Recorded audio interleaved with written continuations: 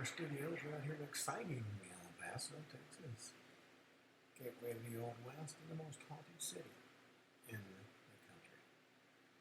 Well, this is June 25th, 176th day of the year. Just 189 days remaining to years old. When we get to go do it again. Holidays observances. Global Beetle Day. Your favorite beetle record. Go down some street. National Catfish Day. Goat Cheese Day. TV Day. National Strawberry Parfait Day. And National Day of Seafarer Preserves Day. Biblical Day. Celebrates the stingy beauty, fosters acceptance, inclusivity, and appreciation for individuals with differences in our different world. National Day of Joy. National Cat Cats Day. Bourdain Day, where we honor Anthony Bourdain. He was born on June 25th. He's food to bring people together. Alrighty. National Parchment Day. National Leon Day. Croatian Independence Day. Self-Storage Week, Deaf Blind Awareness Week, Insect Week, Rabbit Week, English Wild Week, National Lightning Safety Awareness Week, and talk about lightning we had last night. Windjammer Days, Islamic New Year. Famous people on this day, as I said, I think we're named Nick R.W. and McKenna Grace. Alright, let's see what we got in the news. Always something going on. And Trump has joined the NATO summit. Allies are praising him about his work with Iran and Israel, and they're adopting new spending programs. NATO was thrilled with Trump striking Iran. International relations experts. Yanks says the FBI is conducting an investigation into the leak of intel regarding a strike against Iran. One thing that gave away something's going on was the fact that they ordered hundreds of pizzas from a local pizza dealer. Satellite images show irrefutable evidence of Iran's nuclear sites damaged.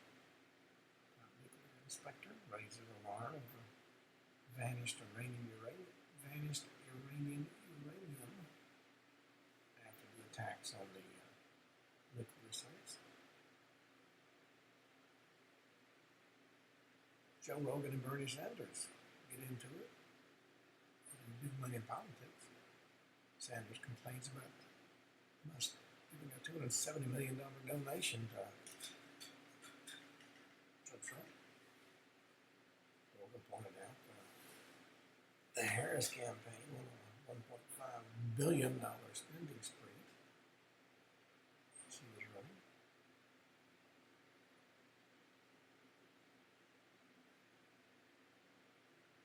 According to Jonathan Turin, the Supreme Court can soon give Trump a tremendous victory in the battle with the left-wing judges. He's been a scholar. Weighed in on Trump's administration's legal battle over the deportation. Left-wing judges are trying to keep everybody here. They're trying to continue Biden's open-door policy. You know, the problem is judges think they're gods and own it. They can do as they please. Cuomo was lost the primary to the socialist. He signals he may not be done with the race. That's way to move on as experts slam delusional hopes for the Sussex children. Prince William's royal plan doesn't leave any room for Prince Harry's American children, according to experts. Prince of Wales is moved from burning anger to indifference toward Harry, who betrayed the family trust when he wrote a tell-all memoir.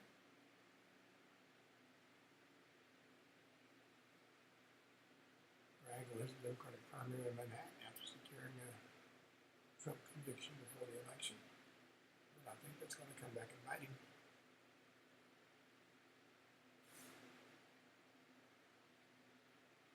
Rodney King-era rooftop Korea calls left-wing bias manufacturing. Says everybody's looking for the next George Floyd. And there are groups whose function in life is to put together riots. University of Michigan has been sued over alleged bias against white men in law general selection.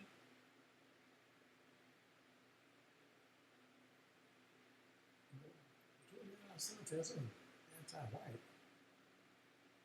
doesn't leave a lot of room for education.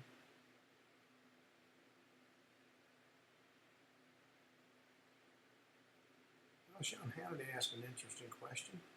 Where were the Democrats in their outrage when past presidents ordered strikes without congressional approval? Clinton did it. Obama did it. And it was wonderful. Trump does it. It's evil. Former Trump ambassador Scott Brown launches a bid to flip New Hampshire. Which is the key battleground Senate seat from blue to red in the 2026 race coming up.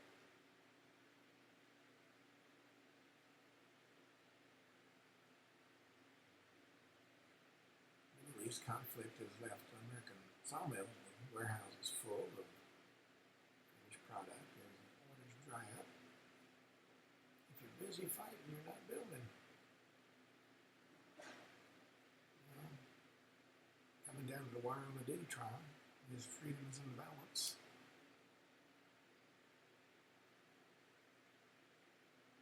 The prosecutor who defended Trump is now under fire for controversial DOJ actions. He's facing a test in the Senate over his nomination to become a federal judge. The Attorney General Todd Blanche told Fox News that looking to bring a lawyer ahead of Penn State's hearing. The proposed judge is Emil Bove, who's expected to face tough questions during the hearing by his controversial entrance of the Justice Department leadership and his final role as President Trump's personal lawyer. He's been nominated to serve as a judge for the Pennsylvania-based Third Circuit Court of Appeals.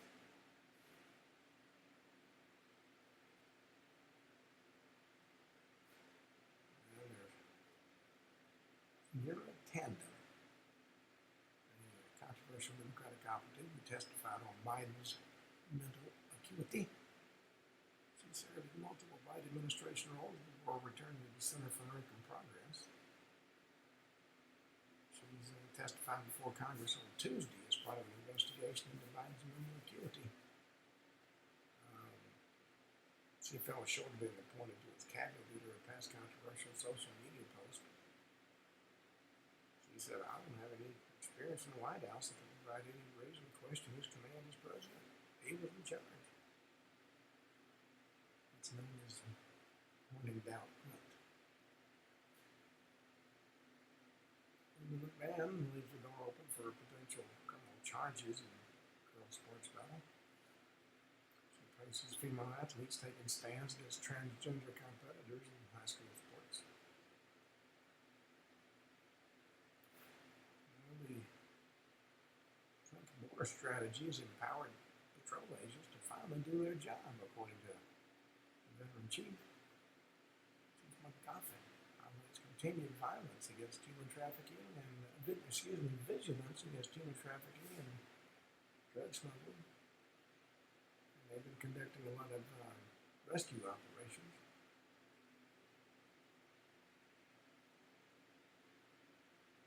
Let's see.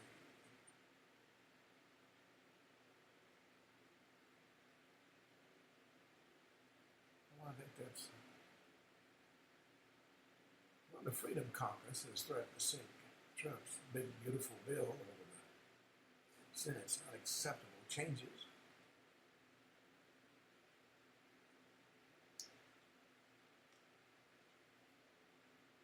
Medvedev has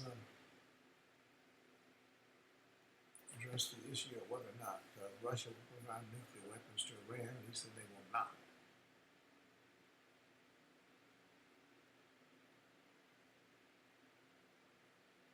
Colorado has pledged not to enforce gender identity rules for Christian children's camp after a lawsuit.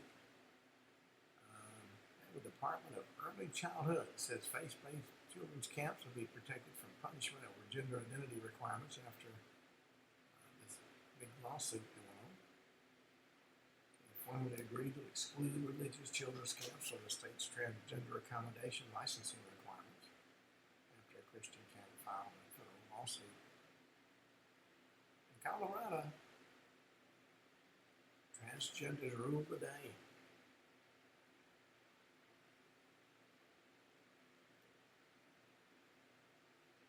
Jeff Bezos is still going around about his marriage to, or upcoming marriage to Lauren Sanchez. The prenup may include a signing bonus. It's not like to face prenup discussions with Lauren Sanchez following his $36 billion divorce from his wife Mackenzie Scott.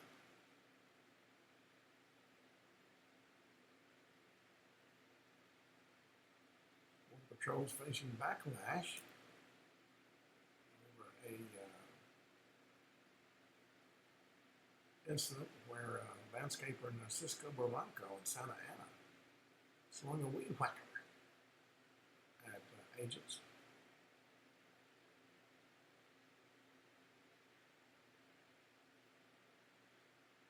His son was a Marine veteran.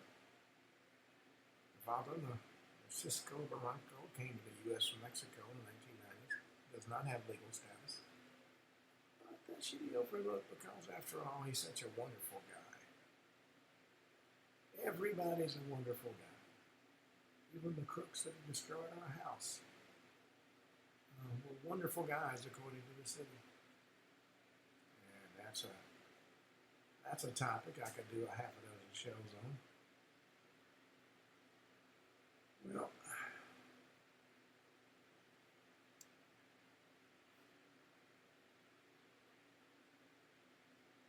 a new beautiful bill could give a free pass for big tech to kill jobs, according to Gladstone AI CEO. They say artificial intelligence will become critical to national security. That is addressed. Well, let's see what else we got.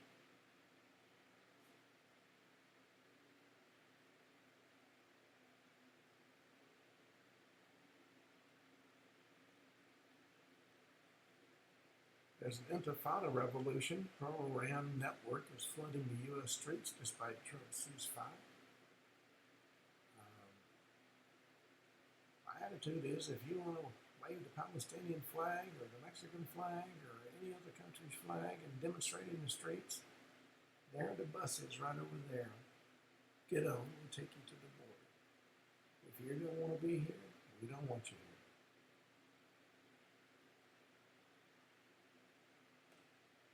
Sixteen states are backing President Trump in a court battle against Harvard over a funding freeze.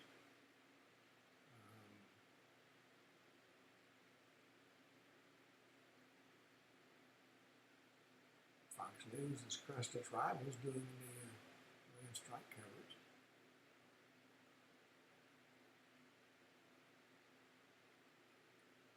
Well, the actress who ruined Snow White, I think it was.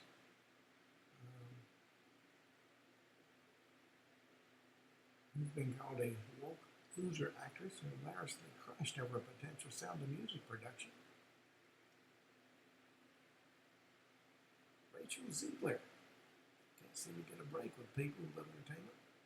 Starring in Disney's disaster live-action Snow White remake, and the film was doomed before a single person in the public bought a ticket. And the reason, pretty much, is her doorstep. She ripped the original film, proceeded to attack Trump voters, which is a significant chunk of the country. Now she's gearing up to ruin another one. All right, we have done our little news segment. We've been talking about UFO incidents. Now, there's a whole lot more than ever make it into the news. Let's go to October 1st, 1948. Fargo, North Dakota. The Gorman Dogfight. The National Air Guard fighter pilot engages a UFO. They captured the attention of UFO enthusiasts and aviation experts alike. On that particular night, Lieutenant George Gorman, pilot of the Air National Guard, had a close encounter with what became known as the Gorman Dogfight. He had served as a fighter pilot during World War II. He was conducting routine flights near Hector Airport in Fargo. About 9 in the evening, they were escorting a Piper Cub to Mandan. He decided to stay in the air to practice night maneuvers. That's when he spotted an unidentified flying object. According to his report, the UFO was a white light moving at a speed and with agility that exceeded the capabilities of even his P-51 Mustang he was flying. Intrigued and determined to examine the object more closely, engaged in a pursuit for nearly 27 minutes.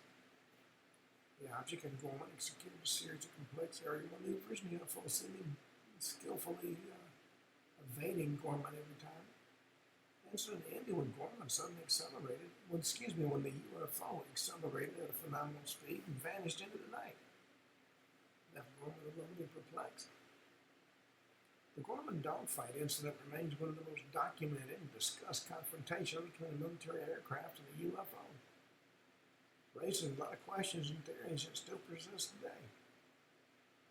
Now, on that particular evening, he was participating in a routine mission with other planes from the Air National Guard. And after the other pilots landed, he decided to stay in the air to practice night flying maneuvers. And if you've never flown by yourself, it's quite interesting on a bright, clear night. I remember we used to do night missions in helicopters. It was fascinating. Around 9 p.m., he was preparing to land and spotted an unidentified flying object and decided to approach it for a closer look. Now, the object he saw was oval shaped, made of a white light, measured about 6 to 8 feet in diameter, according to his estimates. What particularly intrigued him was the object's ability to perform aerial maneuvers with agility and speed far surpassing his own plane, which was a P-51 Mustang, one of the most high-performing fighters at the time. Now, this chase that lasted about 27 minutes saw the UFO perform a series of evasive maneuvers. And Gorman tried several times to approach the object, but it always seemed to be able to escape with disconcerting ease. At one point, the object passed so close to his plane, he had to make a sudden maneuver to avoid a collision. Then the object gained altitude very quickly and left him far behind. Weather conditions that night were clear with excellent visibility, which allowed Gorman to maintain constant visual contact with the object throughout the duration of the incident. Clear night sky. Ground controllers tracked part of the engagement through their own radar, although the object didn't consistently appear on their screens. The incident finally ended when the object made a vertical ascent at a phenomenal speed and vanished from Gorman's view. Feeling exhausted and perplexed, Gorman eventually landed at Fargo Airport and reported the incident to his superiors as well as local authorities.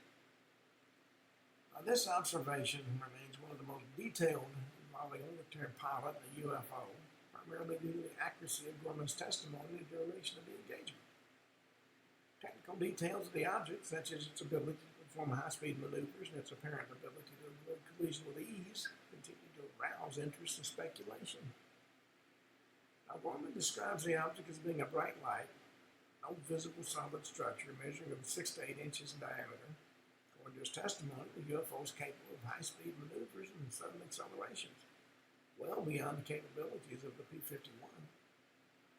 He reported the object had an ability to make right turns and also very tight turns, and seemed to be guided by an intelligence due to its ability to dodge his attempts to approach. During the pursuit, which lasted about 27 minutes, Gorman reached speeds of up to 400 miles an hour and climbed up to 14,000 feet. The object and Gorman's plane approached within a few feet of each other several times, creating a high-risk situation for the pilot. Gorman also noted the object didn't make any noise, and there was no external features such as wings or windows. Ground controllers at Hector Airport in Fargo, as well as the control tower staff, confirmed having seen the object both visually and on radar. Controller Lloyd Jensen reported the object appeared on radar as a small echo, moving at various variable speeds and abruptly changing its directions. After several unsuccessful attempts to intercept the object, Gorman lost sight of the UFO and made an abrupt vertical movement. Exhausted, running out of fuel, Gorman finally decided to return to the airport. Landing without an incident and immediately reported the event to his superiors. The Gorman incident was quickly handled by the Air Force, which launched an investigation. Gorman was thoroughly questioned by Air Force officers and representatives of Project Sign, a U.S. Air Force initiative aimed at investigating unidentified aerial phenomena. During his interrogation, Gorman remained firm in his position, insisting the object was neither an atmospheric phenomenon nor a conventional aircraft, nor the ubiquitous weather balloon.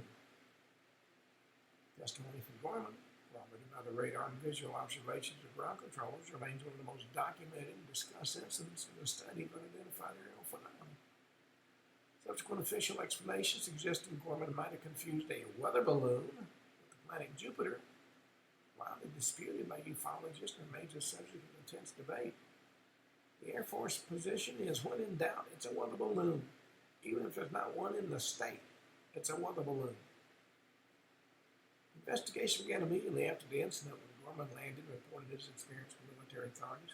He described the UFO as a bright light capable of high-speed maneuvers and exceptional ability to find the capabilities of the craft at the time.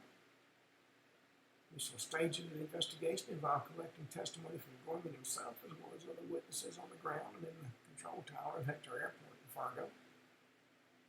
Military authorities also examined the radar data to see if the object had been recorded. However, the reports were contradictory. Some radar operators claimed to have detected an unidentified signal. Others observed nothing unusual. This disparity added a layer of mystery to the incident and complicated investigative efforts.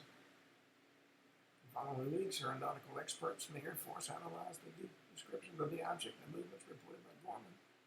They tried to determine if the UFO could be an experimental aircraft, an atmospheric phenomenon, or the ubiquitous weather balloon. The technical analysis included comparing the flight capabilities of the UFO with those of known aircraft at the time. One of the most crucial parts of the investigation was the thorough questioning of Gorman by the Air Force officers. They examined every detail of his account to ensure the consistency and reliability of his testimony. And he maintained his version throughout the entire questioning. He insisted the object was neither a conventional aircraft nor a weather balloon, as some suggested. The Blue Book Project, which took off with the investigation at a later stage, classified the Gorman incident as unresolved.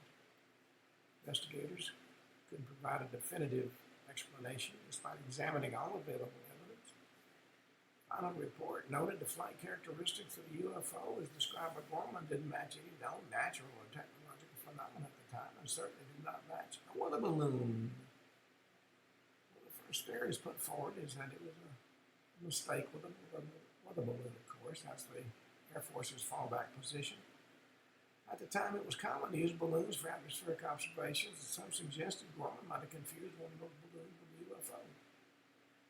This theory is often contested due to the detailed description given by Gorman of the object's fast and controlled movements, which seemed compatible with the movements of a balloon's injected air currents.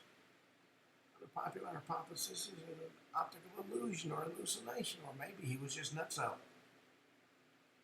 Skeptics argue that Gorman, flying alone at night, could have fallen victim to visual fatigue or temporary disorientation, leading to a misinterpretation of what he really sees. This theory is reinforced by the fact that night flying conditions can create various deceptive optical phenomena, such as reflections or mirages. Some researchers suggested Gorman may have encountered a prototype of a secret airplane or an experimental drone. During this period, it was known the U.S. was testing several new types of aircraft. And it's not inconceivable that one of these devices could have been mistaken for a UFO. And this theory is supported by the fact that the incident took place near a military base where such tests could have been conducted. On the side of extraterrestrial theories, some ufologists argue that the Gorman incident is proof of the visit of extraterrestrial vehicles. They cite the apparently intelligent behavior, the superior maneuverability capabilities of the object as indications of the objects could not be of human manufacture.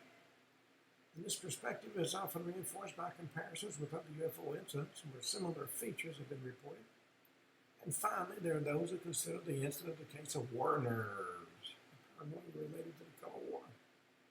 At that time, the fear of an aerial attack or an invasion was palpable, and it's possible this tension influenced Gorman's perception, leading him to interpret an ordinary phenomenon as a potential threat. And certainly it could well have been a secret aircraft. But at the same time, if we have the capability to leave a P-51 in the dust, why didn't we replace all our aircraft with this experimental aircraft? Now, my friends, it wasn't a weather balloon, it wasn't a mirage, it wasn't him being nuts. It was something totally unexplainable. Well, from Fargo, let's go to McMinnville, Oregon. The date is May 11th, 1950. McMinnville, Oregon was a small town then. And on the night of May 11th, Paul and Evelyn Trent captured 2 photographs that would become iconic in the field of UFO sightings. Evelyn Trent was outside their farm feeding her rabbits when she spotted a strange metallic object in the sky. She called her husband, who came out with his camera, and managed to take 2 shots of the item before it disappeared. Photos were first published in a local newspaper, the Telephone Register, and then gained national notoriety after Life magazine picked them up. Images show an object with a discoid shape, apparent structure under its base, floating in the sky. The authenticity of the photos has been the subject of a lot of debates. Photography experts and scientists have examined the shots on various occasions, claiming it was some claim it was a hoax, others supported its authenticity. McMinnville incident remains an important case. Ufologists and continues to spark interest and curiosity, not only among the experts but also among the general public due to the clarity and quality of photographs taken by the Trents. These images are often cited as some of the most convincing evidence of the potential existence of unidentified flying objects, contributing to the fueling the debate on extraterrestrial presence. Now, it all began about 7:30 p.m. on May 11th, when Trent was in her garden feeding her rabbits. The sky was clear, a few scattered clouds, visibility was excellent, which is typical of a spring evening in the Pacific Northwest. Well, suddenly she glanced out and spotted a strange object in the sky. She described it as metallic, very distinct shape resembling a disc or a saucer. It seemed to reflect the light of the setting sun, giving it almost a silvery glow. Intrigued, she called her husband, who was inside the house, and he heard his wife's call and grabbed his camera, a Kodak Roamer. She uses 620 format film. He managed to take 2 pictures of the object before it disappeared at high speed toward the west. Now, These photos show a disc-shaped object with an apparent dome on top, suspended in the sky without any apparent sign of propulsion or emission. Two images captured by Paul Trent have become among the most analyzed and discussed pictures in the history of ufology.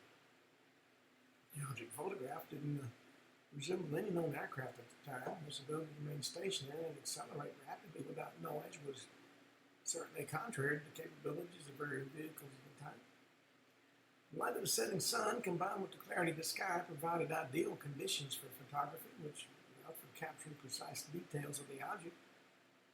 Photography experts who examined the negatives afterwards concluded the photos were not tampered with. The object was indeed present in the sky at the time of the shots. Now, the McMinnville incident and the photographs taken by Paul Trent continue to be a source of fascination and study, offering a rare and valuable insight into a phenomenon that to this day raises a lot of questions and theories. Now, Level and Trent went on to describe the object as being circular in shape with a raised center, resembling a flying saucer, time to describe unidentified flying objects. According to her testimony, the object was silent, seemed to reflect the sunlight on its metallic surface, which gave it an almost silvery glow. Estimated the object was at a relatively close distance, which allowed her to distinctly see its shape and contours. And Paul Trent, of course, confirmed his wife's observation, added that the object moved without any perceptible noise, not any disturbance of the air around it, which is unusual for a flying object. The photo he took that day clearly showed a disc-shaped object with a smooth metallic appearance suspended in the sky. Now, he insisted he had never seen such a craft before and had no explanation as to its nature or origin. And as I said, the photos taken by Trent were subsequently published in a local newspaper and caught the attention of national media and UFO researchers. The images have been analyzed by numerous experts and institutions, including the Air Force as part of Project Blue Book, which was an official UFO study program. And while some of the analysts have suggested the photos could be authentic, others have hypothesized they could be the result of a hoax or the ubiquitous weather balloon. Trents have always maintained their encounter was real and no reason to fabricate the story. Now, the McMinnville incident remains an emblematic case in the study of UFOs, mainly due to the clarity and quality of the photos taken by the Trents. These images continue to be studied and debated by researchers and skeptics seeking to understand the true nature of what the Trents actually saw that day in May of 1950. Well, as soon as the photos were published in a local newspaper, the telephone register interest in the case exploded, prompting the Air Force to intervene under the auspices of Project Blue Book, which was a program designed to study unidentified aerial phenomena. And, according to many, come up with reasons why it wasn't UFOs. Investigators from Project Blue Book quickly made contact with the Trents to obtain direct testimonies and examine the original negatives of the photograph. The initial stages of the investigation involved verifying the authenticity of the images. As photography experts analyzed the negatives to detect any possible alterations or overlays. And the results of these analyses were controversial, of course. Some experts concluded the photos were authentic. Others suggested the possibility of a hoax, particularly due to the absence of motion blur in the images, which would have been expected given the supposed speed of the object. In parallel, investigators questioned the other witnesses in the McMinnville area to corroborate the Trent's account. Although a few people reported seeing unusual phenomena in the sky at that time, no other tangible evidence was collected to support the existence of a UFO. The analysis of weather and aerological conditions are also a key component of the investigation. Investigators examined weather data to see if natural phenomena could explain the appearance of the object. However, no abnormal conditions were recorded that day, leaving experts perplexed about the nature of the photographed object. And over the years, the McMinnville incident has been the subject of numerous reassessments by independent researchers and UFO organizations. More modern analysis using advanced image processing technologies have attempted to determine the size, speed, and distance of the object from the camera. These studies have often led to divergent conclusions, some reinforcing the theory of an unidentified flying object, others leading toward a more prosaic explanation, such as a small plane or a weather balloon. That's the Air Force's favorite explanation for a UFO. Despite the efforts made, the official investigations never able to provide a definitive explanation. The Blue Book program ultimately classified the McMinnville incident as unresolved. We opened the question of whether the photos represent a genuine UFO or more conventional object misidentified. This lack of clear conclusion has fueled numerous theories and speculations, making the McMinnville incident a persistent case study in the field of ufology. One of the most common theories is that of the authenticity of the UFO. Many ufologists and researchers believe the photos do show a real extraterrestrial craft. And this hypothesis is often supported by the fact that photos have been analyzed by several photography experts who found no evidence of falsification or superimposition. And moreover, the testimonies of the tramps who maintained to their death the object was real and that they had no particular photography skills to fake such images reinforces that theory. However, there is a strong opposition to this interpretation. Some skeptics argue this object would be an elaborate hoax or a mistake. Popular theory among skeptics is that the object is actually a mirror or porthole detached from the agricultural equipment, which would have been suspended by invisible wires to break the illusion of a UFO. This hypothesis is often reinforced by the analysis of shadows and lights in the photo, which some experts deem inconsistent with a flying object. Others speculate the possibility that it might be a weather balloon or the type of balloon. At the time, the use of balloons in various scientific and military research was common, and it's possible that the trends mistakenly photographed one of these balloons. This theory is often disputed because the descriptions of the object by the witnesses don't typically match the appearance or movements of a weather balloon. Furthermore, some researchers have suggested the incident could be linked to the secret military experiments. In the context of the Cold War, the U.S. conducted numerous tests of new aircraft and aeronautical technologies, and it's plausible that the observed object was a prototype of an airplane or drone being tested, which was not yet known to the public, and never was known to the public. This hypothesis is difficult to verify due to the defense secrecy surrounding those projects at that time. The thing to keep in mind, I don't care if it lands in your front yard and they sign autographs and pose for pictures, there's going to be some moron from the U.S. Air Force who's going to claim it's a weather balloon. That is the fallback position. It's accepted. Well, let's go to Great Falls, Montana. UFO sighting of Mariana in August of 1950. In August of 1950, Nick Mariana, general manager of the semi-professional baseball team of Great Falls, captured images of among the first UFO videos ever recorded. On that particular day, he was at the Great Falls Baseball Stadium with his secretary. They both spotted two bright objects in the sky. Mariana, who happened to have his camera with him to film the game, began to record the objects. And the objects he captured clearly showed disc-shaped objects moving at an incredible speed without any noticeable noise. Now, this incident, of course, attracted media attention and was one of the first to be seriously studied by the Air Force, talking about video. As part of a program that later became Project Blue Book, which was a series of studies UFOs conducted by the military.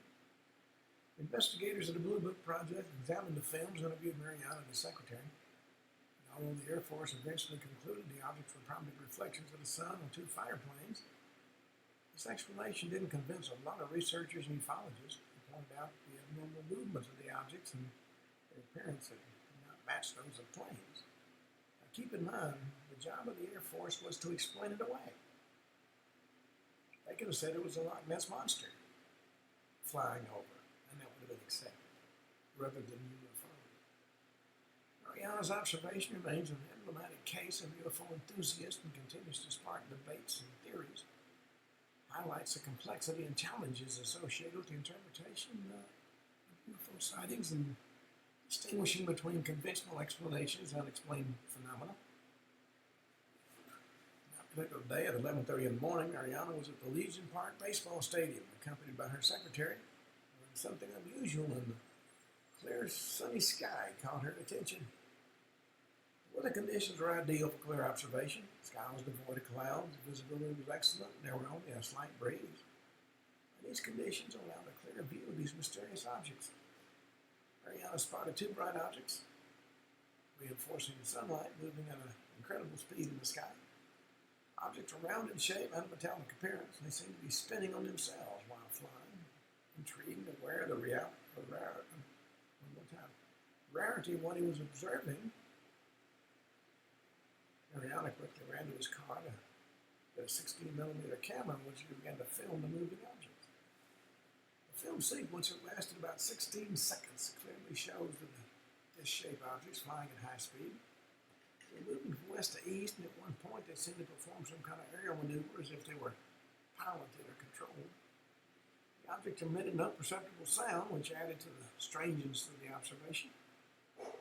The analysis of the object's speed based on the film suggested they were moving at a speed greater now than jet planes at the time. Characteristic, along with the absence of noise and the ability for advanced aerial maneuvers, really demonstrated these objects were to be differentiated from any known conventional aircraft. The precision and detail captured in the Mariana film was a key point in the study of this incident. Images not only show the shape and apparent structure of the objects, but also their brightness and reflection of light, which has led to numerous speculations about the nature and construction material of observed objects. Great Falls has become a classic case study that has been studied by ufologists and included in several government research projects on unidentified aerial phenomena. The clarity of the observation, the quality of the film, and the perfect weather conditions have made this encounter an often cited example in discussions about credible UFO sightings. Now, as I said, this event took place in August of 1950. Testimonies collected mainly came from Nick Mariana, the general manager of Great Falls Electric baseball team, and his secretary, Virginia Roddick. Mariana was the first to observe the unidentified flying objects that morning. According to his account, it was about 11:30 when he spotted these two bright objects in the sky. These objects are round in shape and silver in color, seem to be spinning on themselves while flying at high speed. He described the objects as being like two inverted flying saucers, one above the other. He estimated the objects are moving at a speed greater than any plane he'd ever seen. Intrigued and aware of the importance of the observation, he went and got his 16mm camera and managed to film the objects for 16 seconds before they disappeared over the horizon. Virginia Roddick, who accompanied Mariana that day, also confirmed having seen the objects. She specified the objects were extremely bright and they were moving at an incredible speed. She added the objects made an audible noise, which was unusual compared to airplanes at the time. She also mentioned the objects had left a bright trail behind them, which made their observation even more spectacular. Testimonies of Mariana and Roddick were taken very seriously by the UFO community, by the authorities at the time. Notably because Mariana had managed to capture the objects on film.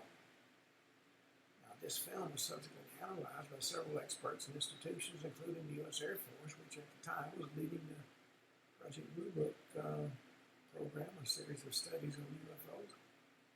In addition to Mariana and Roddick, other indirect witnesses reported seeing similar objects in the sky of Great Falls that day, although their observations were not documented with the same precision as Mariana and the secretary. These additional testimonies helped to strengthen the credibility of the incident, and they had considerable public and media interest around the case. Investigators interviewed Mariana and Roddick at length, reviewed the film, and analyzed the meteorological and aeronautical conditions of the day of the incident. The initial reaction of the military authorities were to rationalize the observations as being reflections or conventional aircraft. They were after analysis of the film by Air Force experts. It was revealed the objects were moving at a speed where the maneuverability didn't correspond with those of aircraft at the time. And moreover, no military civilian aircraft were reported to be in that area at that time. At least they didn't claim it was a weather balloon. Investigation took a controversial turn when Mariana accused the Air Force of tampering with his film before returning it to him. According to him, some of the clearest images of the objects have been removed. The Air Force, of course, denied these allegations, stating the film had been returned in its entirety. Testimonies collected during the investigation varied. Other witnesses in the area reported seeing similar objects. Some experts suggested the objects could be misinterpreted natural phenomena such as meteors. However, the analysis of the movement of the objects in the film and their appearance didn't match that of meteors or any other known natural phenomena. Official investigation concluded the observations were unexplained. They didn't explicitly state they were of extraterrestrial origin, and Blue Book classified the project as unresolved. The Mariana incident has had a lasting impact on the UFO community and contributed to fueling the public and scientific debate on the possible presence of unidentified flying objects and their origin. Despite the decades that has passed since the incident, the details of the investigation and the images captured by Mariana continue to spark interest and speculation. One of the first explanations put forward is that of the American Air Force, which suggested that what Mariana had filmed was nothing more than reflections of two F-94 Starfire fighter jets. And this theory is, of course, supported by the fact that Maelstrom Air Force Base, located not far from Great Falls, was active at the time and frequently used this type of aircraft. But this explanation is widely contested by Mariana and other witnesses who claim that they observed objects look nothing like conventional aircraft, particularly because of their apparent speed and erratic movements in the sky.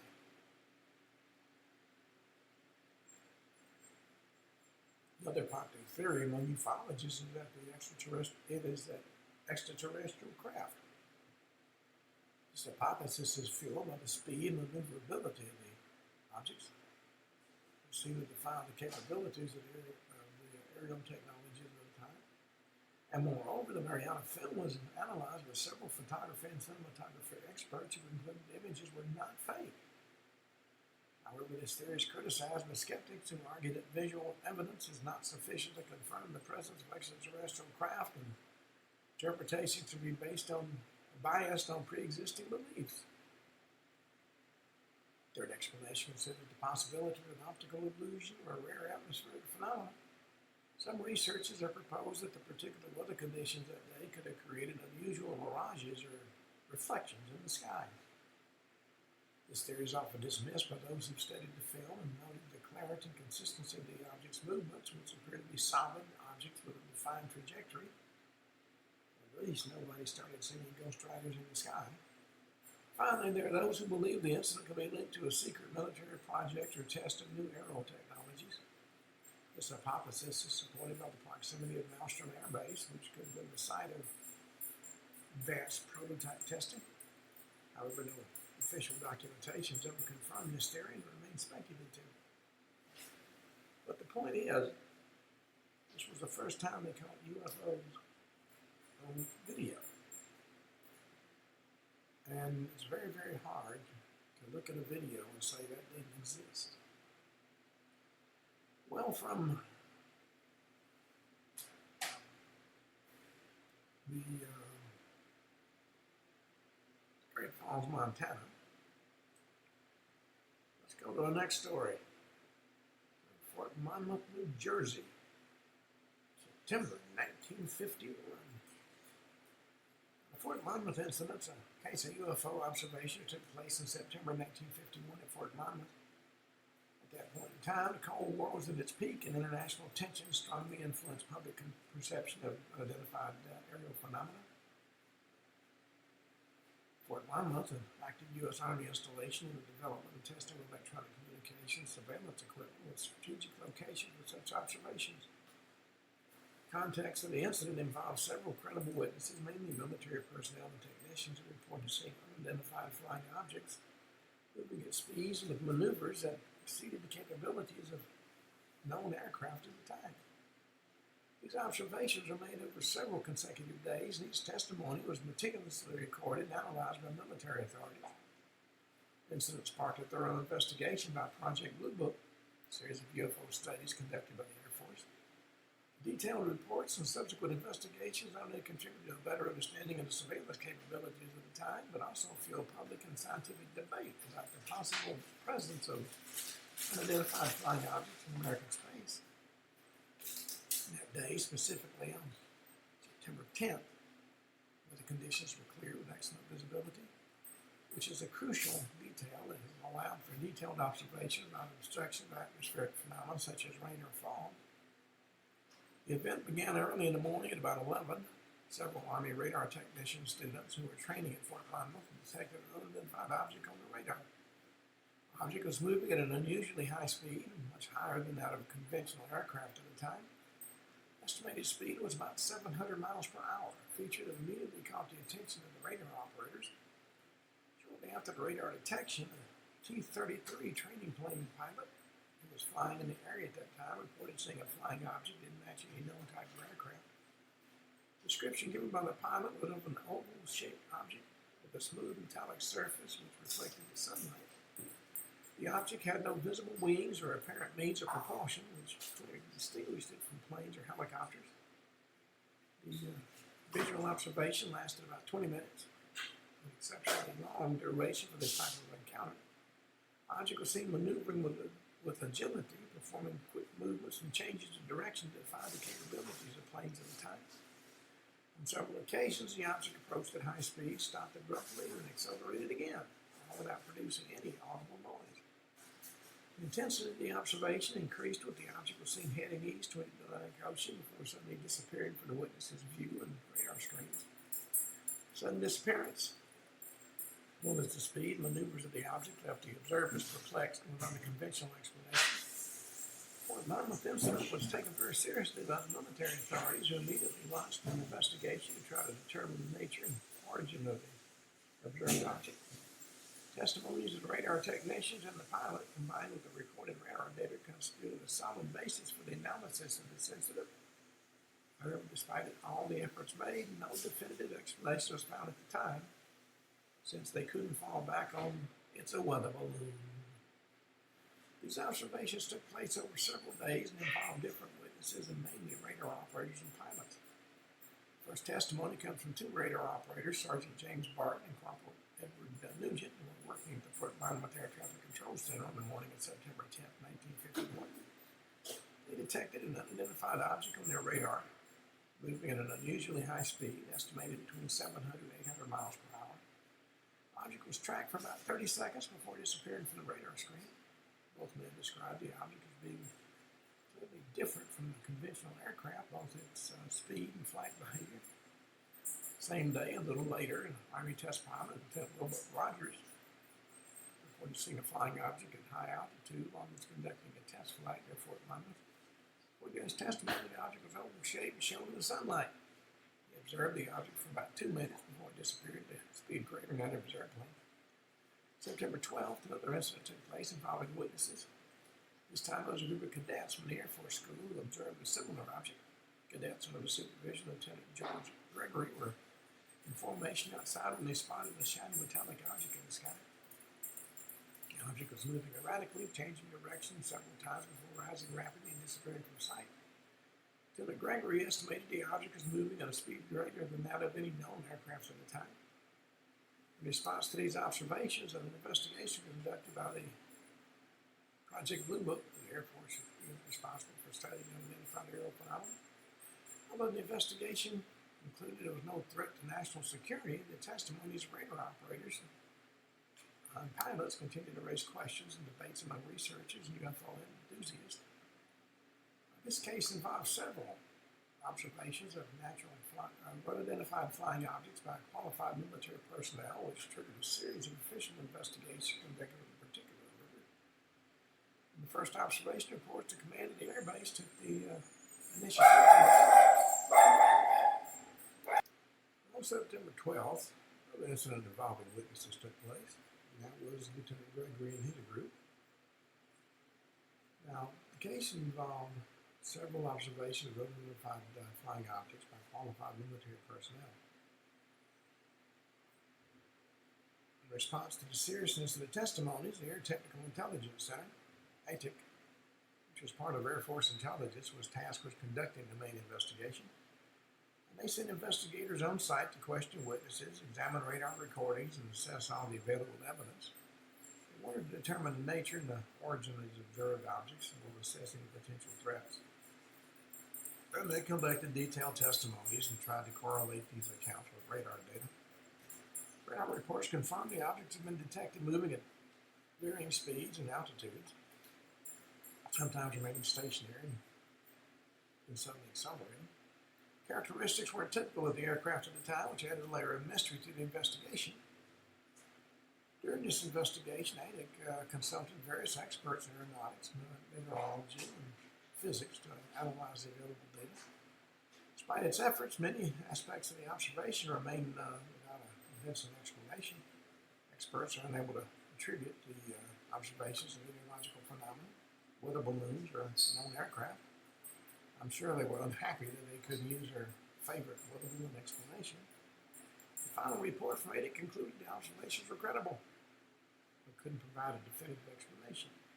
The report emphasized the need to continue monitoring and analyzing UFO observations, recognizing such incidents have a significant implication for national security. The incident also influenced government policy on UFOs, leading to the creation of more structured projects like Blue Book, which aim to systematically investigate UFO sightings and determine their potential threat. The Monmouth incident remains an important case study in the annals of ufology and continues to be cited as an example of how UFO sightings are handled at the government level. A lot of theories are put forward to explain the observation of Fort Monmouth, ranging from conventional explanation to more exotic hypotheses. One of the earliest theories suggested, of course, the ubiquitous weather balloon. At that time, it was common to use balloons. All right, we'll be talking about more UFO incidents, but for today, we're out of time. So until tomorrow at this time, this is Ken Hudnall for the Ken Hudnall Show saying have a truly great evening. And if you see an alien, ask him for his autograph.